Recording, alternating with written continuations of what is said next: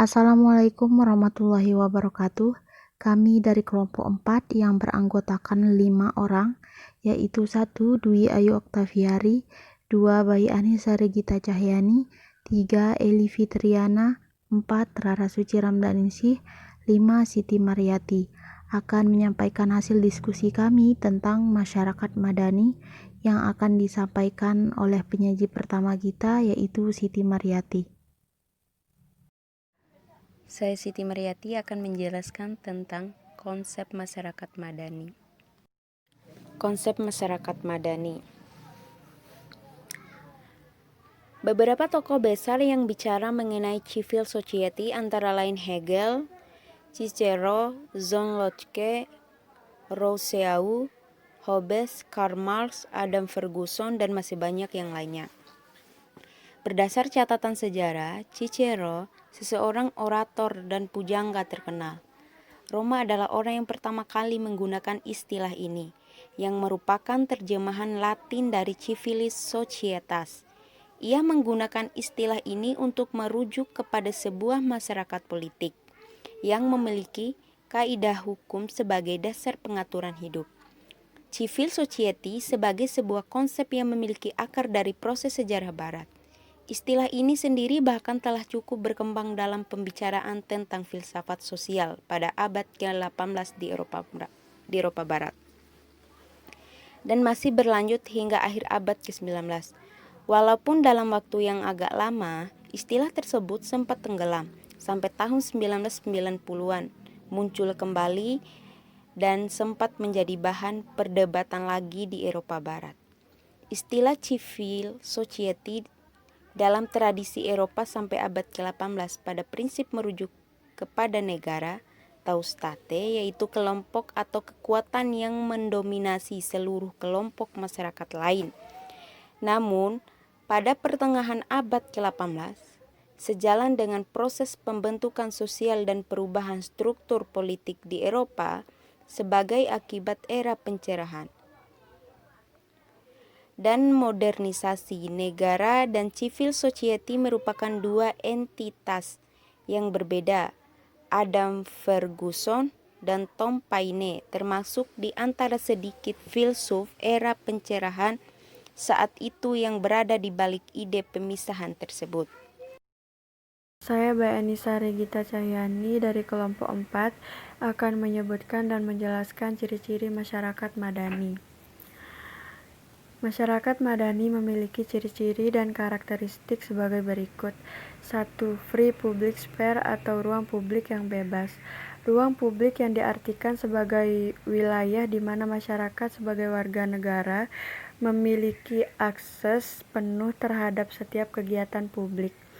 Warga negara berhak melakukan kegiatan secara merdeka dalam menyampaikan pendapat, berserikat, berkumpul, serta mempublikasikan pendapat dan mempublikasikan informasi kepada publik. 2. Demokratisasi. Masyarakat sosial berkaitan dengan wacana kritik rasional masyarakat yang secara eksplisit mensyaratkan tumbuhnya demokrasi. Dalam kerangka ini, hanya negara demokrasi yang mampu menjamin masyarakat madani. 3. Toleransi. Toleransi adalah kesediaan individu untuk menerima pandangan-pandangan politik dan sikap sosial yang berbeda. Toleransi merupakan sikap yang dikembangkan dalam masyarakat madani untuk menunjukkan sikap saling menghargai dan menghormati pendapat serta aktivitas yang dilakukan oleh seseorang atau kelompok masyarakat yang berbeda. 4. Pluralisme. Pluralisme adalah sikap mengakui dan menerima kenyataan disertai sikap tulus bahwa masyarakat itu majemuk. Kemajemukan itu bernilai positif dan merupakan rahmat Tuhan Yang Maha Esa. Saya Eli Fitriana akan melanjutkan ciri-ciri yang disebutkan oleh Bayi Anissa. Yang kelima, keadilan sosial. Keadilan yang dimaksud oleh keseimbangan dan pembagian proporsional antara hak dan kewajiban setiap warga negara yang mencangkup seluruh aspek kehidupan. Yang keenam, partisipasi sosial. Partisipasi sosial yang benar-benar bersih dari rekayasa merupakan awal yang baik bagi terciptanya masyarakat madani. Partisipasi sosial yang bersih dapat terjadi apabila tersedia iklim yang memungkinkan otonomi individu terjaga. Yang ketujuh, supremasi hukum. Penghargaan terhadap supremasi hukum merupakan jaminan terciptanya keadilan. Keadilan harus diposisikan secara netral, artinya tidak ada pengecualian untuk memperoleh kebenaran di atas hukum. Saya Dwi Ayu Oktaviari akan menjelaskan tentang peran masyarakat madani di Indonesia. Masyarakat madani. Berkembangnya masyarakat sipil di Indonesia memunculkan persoalan penting untuk dijawab sekaligus juga menjadi alasan mendasar bagi dilakukannya studi ini, yaitu persoalan menyangkut kontribusi peran masyarakat sipil terhadap proses demokratisasi yang bergulir.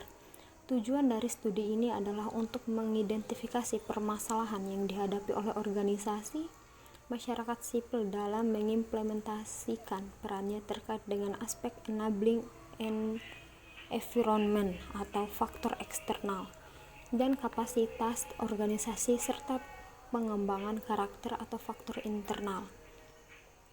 Memperoleh gambaran mengenai profil perkembangan masyarakat sipil dalam konteks kontribusi peran sebagai aktor penting pemajuan demokrasi dan menyusun rekomendasi kebijakan terkait dengan kontribusi dan peningkatan peran masyarakat sipil dalam proses konsolidasi demokrasi di Indonesia. Studi ini merupakan kajian kualitatif.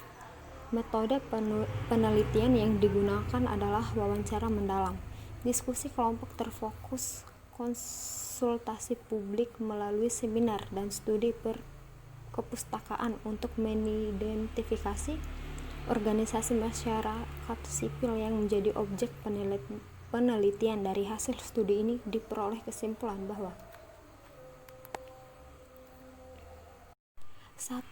Hubungan negara dengan masyarakat sipil di Indonesia sangat dipengaruhi oleh konteks lokal atau budaya masyarakat dan budaya politik.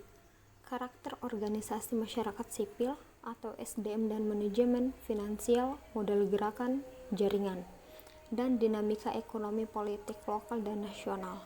2. Organisasi masyarakat sipil memiliki potensi penting bagi proses konsolidasi demokrasi di Indonesia.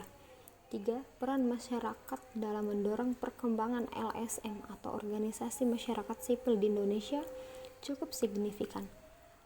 Berkembangnya masyarakat sipil di Indonesia memunculkan persoalan penting untuk dijawab sekaligus juga menjadi alasan mendasar bagi dilakukannya studi ini, yaitu persoalan menyangkut kontribusi peran masyarakat sipil terhadap proses demokratisasi yang bergulir.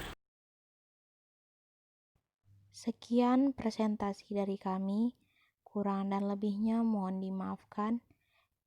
Wabillahi taufiq wal hidayah. Wassalamualaikum warahmatullahi wabarakatuh.